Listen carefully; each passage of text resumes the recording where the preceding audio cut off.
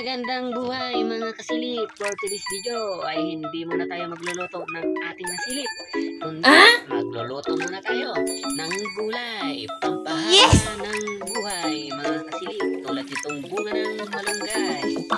Lalagyan natin ng kamuting dilaw. Yummy! Naghiwa na tayo dyan ng sibuyas, bawang at kamatis. Wow! At syempre lalagyan natin ng kunting sahog, yung ginayat-gayat natin na lempo, yan taba ng baboy. Nice! Silip.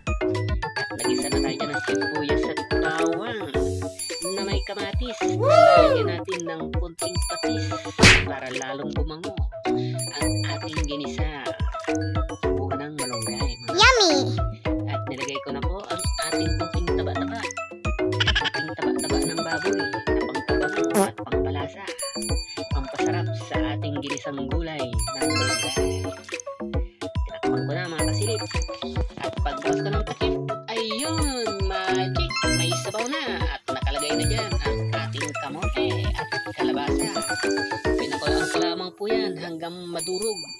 Kasi napakasarap Sana niya mga kasilip pagka durog na durog ang kalabasa at kamote. Yummy! Nalagay na tayo dyan ng kunting pangpalasa. Sabay nagkape.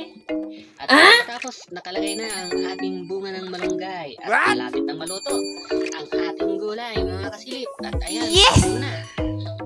At luto na ang ating bunga ng malunggay. Yummy! Yummy! Yummy! Yummy! Salamat! Nice.